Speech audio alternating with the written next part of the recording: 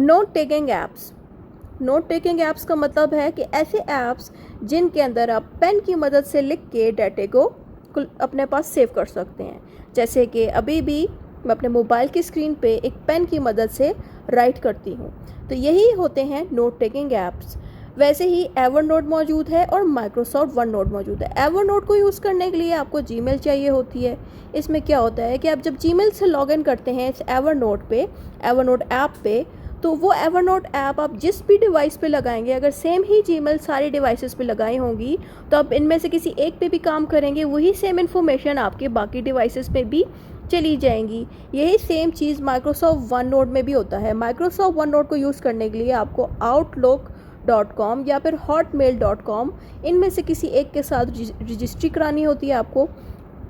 जैसे आप outlook.com पे रजिस्टर कर लें, तभी आप उसके थ्रू लॉग इन कर सकते हैं माइक्रोसॉफ्ट वन नोट को। तो आपके पास जो लैपटॉप होगा माइक्रोसॉफ्ट का, उसी के अंदर ही ये यूज़ किया जाता है। तो इसका ये फ़ायदा होगा कि आपके पास कोई भी माइक्रोसॉफ्ट के 3 भी अगर लैपटॉप हुए, तीनों पे अगर आपने सेम ही माइक्रोसॉफ्ट का अकाउंट लगा दिया, तो जो डाटा आपने जिस एक लैपटॉप पे आपने काम किया होगा, वही आपको बाकियों पे भी शो होगा, बिल्कुल सेम वैसे ही जैसे कि एवरनोट को यूज़ करते हैं।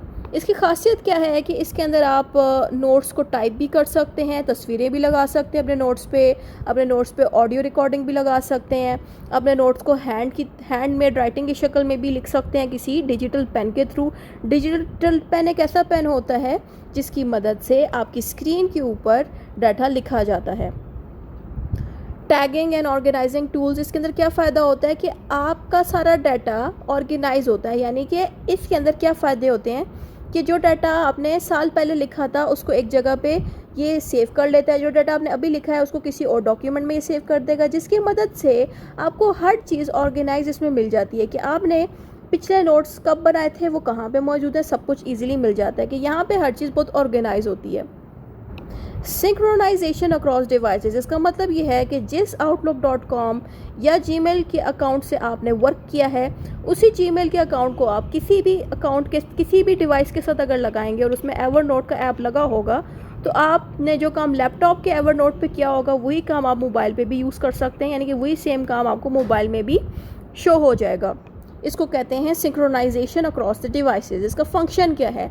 फंक्शन इसका ये है कि आपका जो डाटा है वो स्टोर हो जाता है आपके लैपटॉप और मोबाइल में। यानी कि अगर आप नॉर्मल रजिस्टर या कॉपी पे जो चीज़ लिखते हैं वो गुम जाता है, लेकिन वही चीज़ अगर आप किसी नोट पैड या किसी टच स्क्रीन पे लिखते हैं, तो वो सारा डाटा पूरी ज़िंदगी सेव रहेगा और आपके तमाम आइडियाज़ और जो बातें आप लिखते रहे हैं वो सेव हो जाएंगी।